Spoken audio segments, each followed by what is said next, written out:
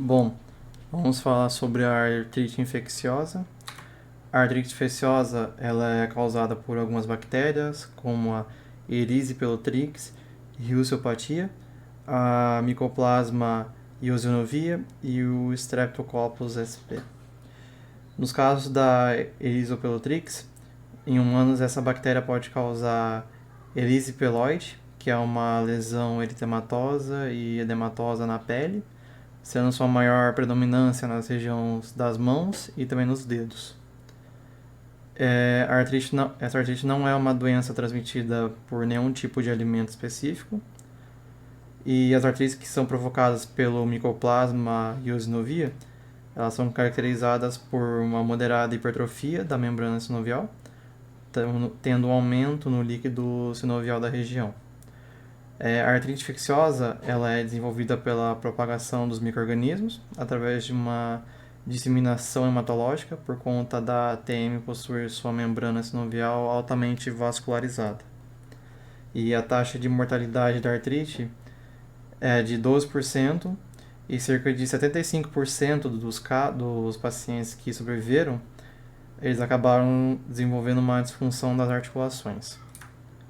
Bom, em sua etiologia, a artrite infecciosa pode acometer a ATM através de uma extensão direta das infecções dentárias, a osteomielite mandibular, ou então infecções na parótida. Ela também pode acometer a região dos ouvidos e da garganta.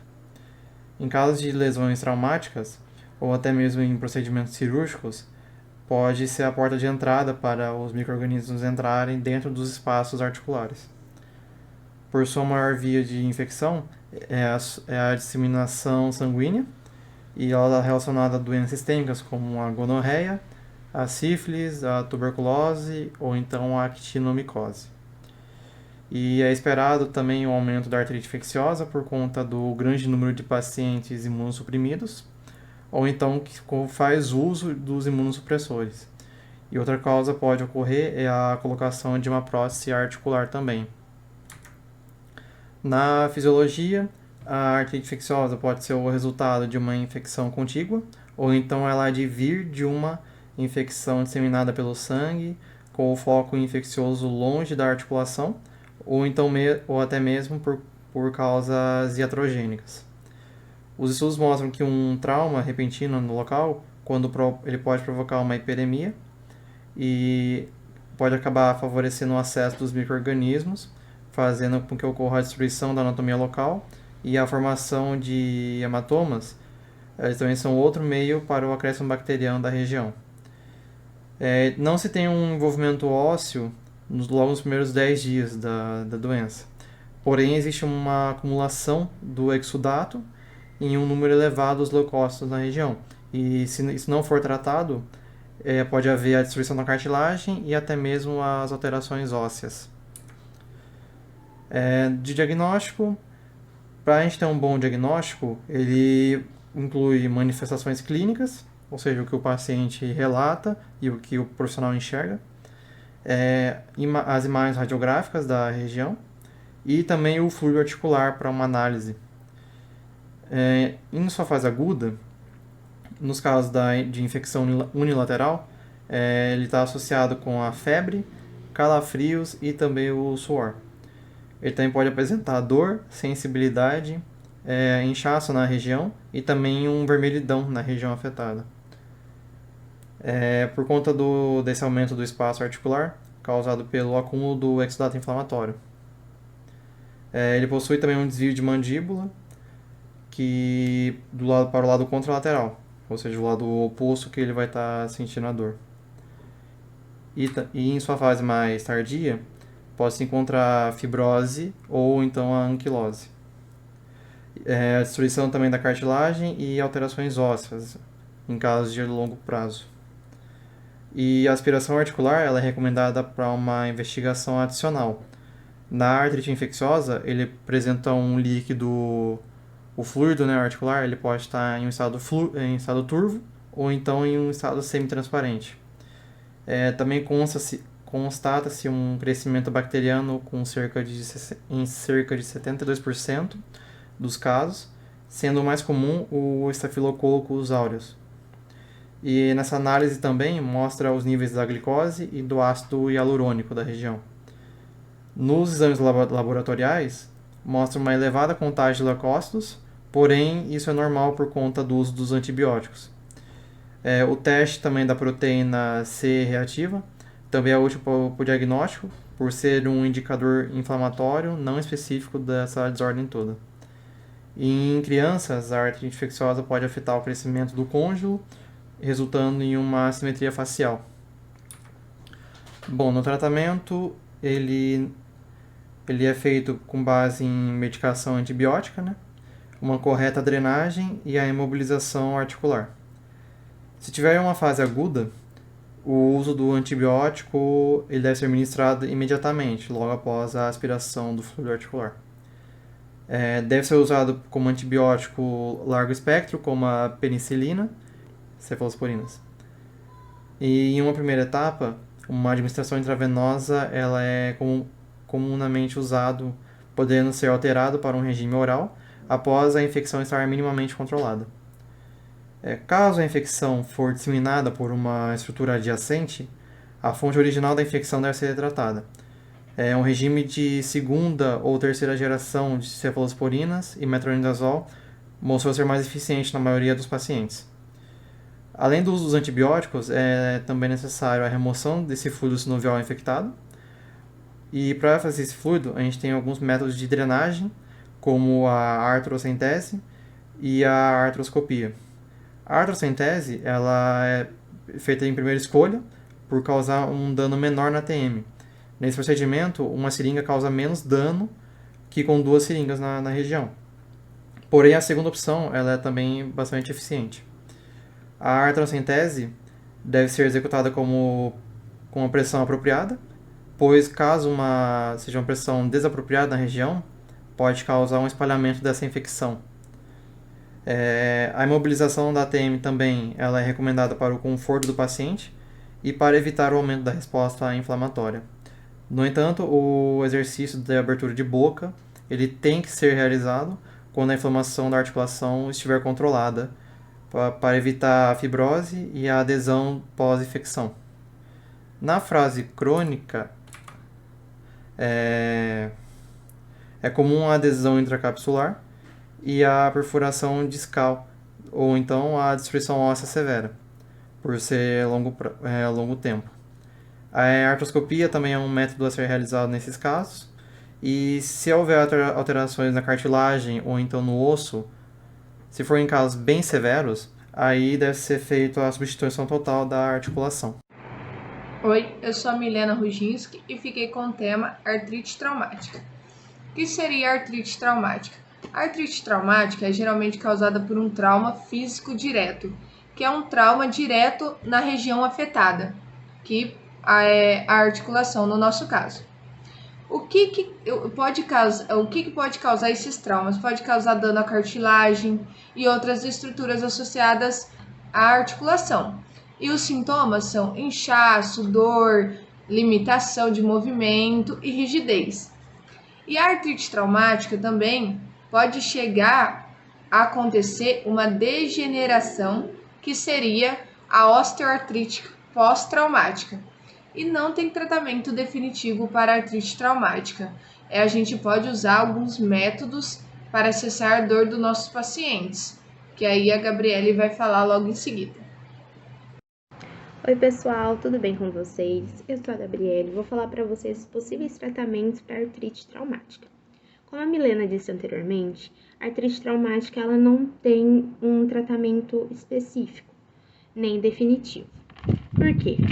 Cada paciente é um paciente, cada caso é um caso. O que eu passar para um paciente não vai servir para o outro paciente. Então, cada um vai ter que ser avaliado individualmente e cada um vai receber o seu tratamento específico. O que a gente vai fazer primeiramente, independente de qual seja o trauma daquele paciente? A gente vai indicar para ele repousar, para ele evitar comer alimentos duros, pegajosos. A gente vai falar para ele comer algo mais pastoso, líquido, para evitar que ele fique fazendo muito movimento que prejudica, que já está prejudicado. para evitar que ele frature mais ou que aquela articulação tenha mais inflamação. O que mais que a gente pode indicar para esse paciente? Vai ser um conjunto de medidas que a gente vai tomar para indicar para esse paciente. Nós vamos indicar ANES, né? Precisa indicar para ele remédio, porque a dor é muito grande. Vamos indicar uma fisioterapia, vai ser ótimo para o fortalecimento, né, dos músculos, das articulações. Vamos indicar até uma possível cirurgia, minimamente invasiva, também para ajudar. E também vamos indicar injeções de ácido hialurônico, que também é indicado para esse tipo de artrite traumática. Então, no fim de tudo isso, cada paciente é necessário ter a sua própria avaliação, porque cada um vai ter um tipo de diagnóstico e cada um vai receber o tratamento necessário. Sou Rafael, vou falar de artrite degenerativa secundária. A artrite secundária é uma condição que ocorre quando tem uma intercorrência anterior e é caracterizada por dor, calor e acúmulo de líquido na região afetada. Um exemplo popular dessa artrite secundária é a gota, que é causada por acúmulo de ácido úrico nas articulações. E o tratamento normalmente envolve anti-inflamatórios e corticosteroides, né? São anti-inflamatórios não esteroidais, para reduzir o nível de ácido úrico no sangue.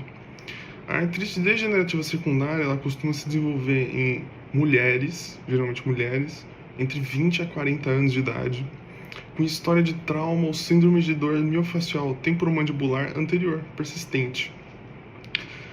As características são a abertura de boca limitada, dor unilateral durante os movimentos mandibulares, sensibilidade na articulação e crepitação.